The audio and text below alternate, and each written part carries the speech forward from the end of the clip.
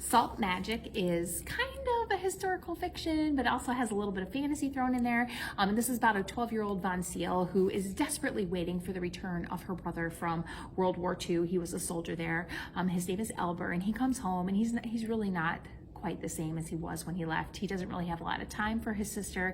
He decides to marry his high school sweetheart, and really kind of starts to lead this, what Von Seal feels is a very boring life, when all of a sudden on the train, a woman named Greta comes from Paris who says that she knew Elber in Paris and was coming to marry him. When she finds out that he actually got married before she got there to somebody else, she is furious, and it turns out that she's actually a witch, and she curses their farm so that all of the fresh water turns into salt water. And Von Seal decides that she's going to be the one to find Greta to hopefully reverse the curse.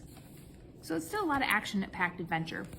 I also have the 3 books in the House Divided series, and this is about a young girl named Henrietta, and she has been an orphan her whole life until she receives a letter that tells her she's the only living relative of Ornan Zoll, kind of some tough names there, sorry, I have to check my notes, and he was a wizard, and he's left Henrietta his entire house, which is filled with secrets and secret doors and codes and spells and booby traps and strange creatures, and Henrietta has to decide if she's going to take on this house and live there, or if it's just too darn dangerous. It's called House Divided. And then the last graphic novel in the fiction category is called Besties Work It Out. And this is about 2 friends, Beth and Chanda, who are looking to make some money. They decide to become pet sisters, and they get hired to babysit the pampered pooch of the glamorous Miss Langford. Now, the 2 of them unfortunately make some bad decisions. They kind of are getting themselves into some trouble, and they have a very short amount of time to fix it before Mrs. Langford gives them the boot. So it's called Besties Work It Out.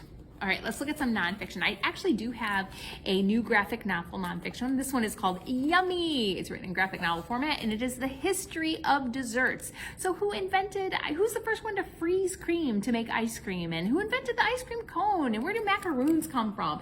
This book takes you all around the world for all the delicious things that people eat for dessert and talk about where they first started. Across the Rainbow Bridge is in the nonfiction category because it is a collection of Norse gods and humans. I love the illustrations in this book. It kind of makes every story seem a little scary. And be forewarned, some of the mythology is a little bit on the creepy side, but if you like Rick Riordan and the Lightning Thief and things like that, you probably will really enjoy this collection of myths. Animals to the Rescue is exactly what it sounds. It tells different stories of animals coming to the rescue to help out their human counterparts. In particular, there's a story in here about a woman named Audrey who uses a seeing eye dog named Figo. And one day when she was going into the street, a bus came around the corner, didn't really see her, and Figo jumped in front of this bus, even tried to bite the tire to keep the bus from hitting her, and ended up getting hit himself. And this talks about what happened to him after that. Called Animals Rescue. Bake, Make,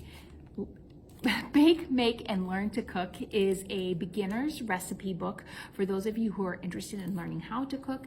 Very simple ingredients, very simple recipes to follow, and you can make your family dinner, starting with the appetizers all the way to dessert. Oh, this one's heavy. It's called Dude Perfect. And this is a collection of all the tricks and tips and other cool stuff that takes place on the TV show Dude Perfect. Important trick shots, some of the experiments that they do, and it gives you some of the instructions, which you should always make sure you ask permission first before you do. But if you like the show, or if you like the videos online, you might enjoy perusing this book. Dung for Dinner is a gross look at, or a stomach churning look at, the animal poop, pee, vomit, and secretions that people have eaten. Ooh, and it kind of starts out all the way back in the Roman days when the chariot racers would eat boar poop because they thought it would help them, kind of almost like a ancient day Tylenol. So this looks at all the ways that people have used animal secretions for different things, and it is a little bit on the gross side. Haunted Histories looks at creepy castles, dark dungeons, and powerful places, and talks about the histories of them, why people think that they are haunted, and some of the scary things that have happened around them.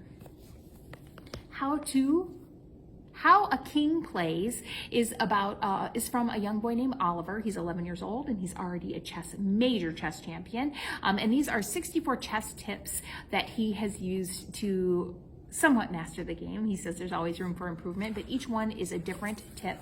And then it's sprinkled throughout with quotes and ideas from other chess masters. So if you love to play chess and you'd like to know more, this one is a really good book to pick up. And it's relatively easy to follow. The Faithful Spy is a historical look, a story about World War II. It is about a man named Dietrich Bonhoeffer, who actually was a pastor, and he really didn't like what he saw the Nazi party doing, and he started to speak out about it. Eventually, his church was outlawed and he ended up on the run, but he was determined to stop the atrocities that he was seeing from Hitler. And this is written in a very graphic, novel-y type way. It's not a true graphic novel, but it does have a lot of illustrations and journal type entries that you might enjoy. So it's called The Faithful Spy. And then the last nonfiction one to talk about today, this one is called Rocket Science for the Rest of Us. I know fifth graders just are about to start getting into space now at school. So if you're looking for some more information about everything that's happening in outer space, how rockets get there, and what scientists are currently looking at, you might enjoy this book. Thanks.